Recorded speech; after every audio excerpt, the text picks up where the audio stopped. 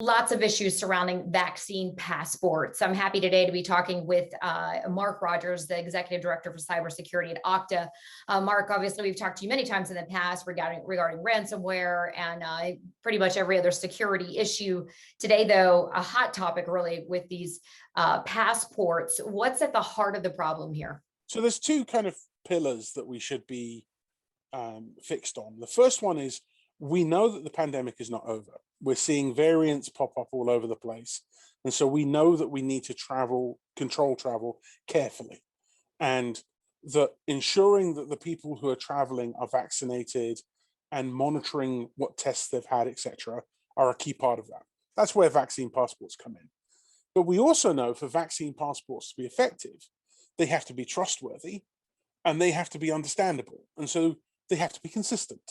You know, somebody coming from Germany and flying to, I don't know, Israel needs to be able to look at the passport and go, I understand what this means, I'm going to use it. But the problem we've got is everyone has come up with their own different solutions. And while many of these solutions are excellent, I mean, Israel in particular has an excellent solution in place.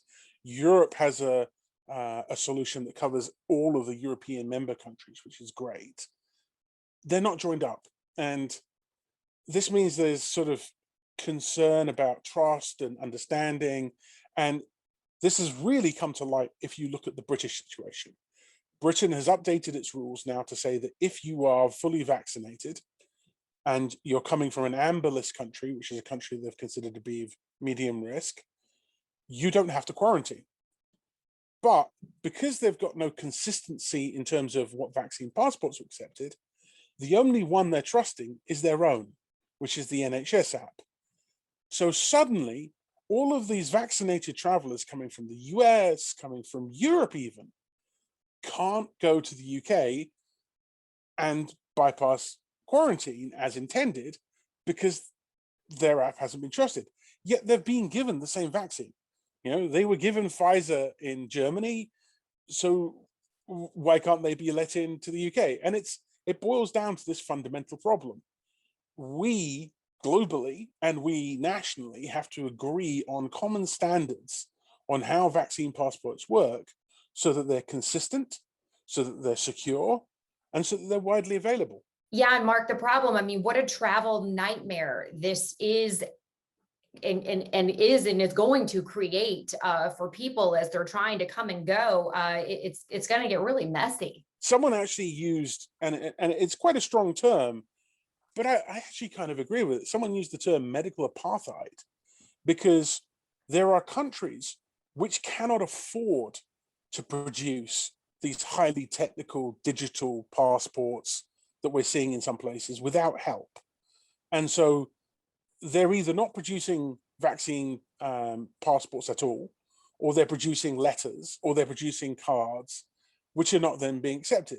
And so suddenly you've got this situation where if you're a member of the European Union and you're a European member state and you've got the digital passport, you can travel freely within all of these countries and it's all good. But if you're coming from slightly outside and you're from a poorer country that doesn't have that kind of mechanism, you're shut out, even though you've been vaccinated. And that's a problem because when you create a scenario like this, where you have people who feel that they should be able to travel because they've done everything necessary to be safe and are being blocked, what we see in the security world is they work their way around the problem. They either ignore the rules or they come up with workarounds to get past the rules. From a medical perspective, that's a disaster because suddenly you're actually no longer tracking these people properly. And people are sort of traveling into your country and then disappearing. And so if they then bring an infection, like a new variant, for example, that slipped past the vaccine, slipped past other things, you've got no accurate way to track them. So it's all in all of our best interests to make sure that we're doing this correctly.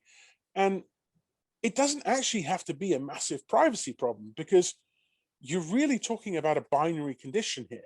You don't need to put massively sensitive data into a vaccine passport. Just a 1 or a 0. Vaccinated, not vaccinated. Yeah, it really does seem like it should be that simple. Yep, it is. I mean, it's the problem is it's consistency. And Mhm. um, we've been saying a while, my CEO, Todd, went on record to talk about this not too long ago. When he said is, we should absolutely let the states have their own um, ability to implement what they want. But what we need is guidance from the top to drive consistency. And I think that also applies globally. We need a global set of stakeholders to say, these are the broad mechanisms we're going to use, that when you see them, you can recognize them and understand that this passport is genuine, and therefore the person who's using it is genuinely vaccinated. Mm. And then you can leave the rest of it up to the states, the countries, whoever to implement. So long as they meet those top level standards, you know that the finished product is going to meet your needs.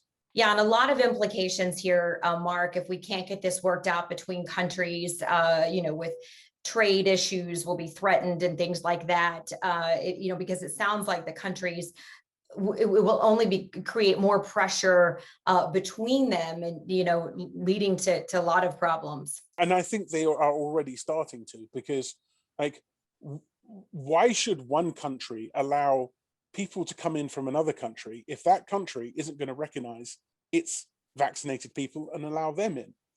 Now, this for business is terrible, because we are a globalized society. Our businesses are global. We have workers who are distributed all over the world, and we need to be able to move around for all kinds of industries. We're already feeling the pain across many industries from this shutdown. The travel industry itself is absolutely on its knees right now, needs the chance to open up. And we know that we can open up relatively safely with the right controls, but those controls have to be consistent and have to work for that to work.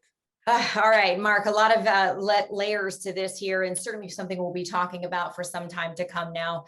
We appreciate you being with us, and for much more on cybersecurity and what you need to know, make sure you stick with Tech Republic.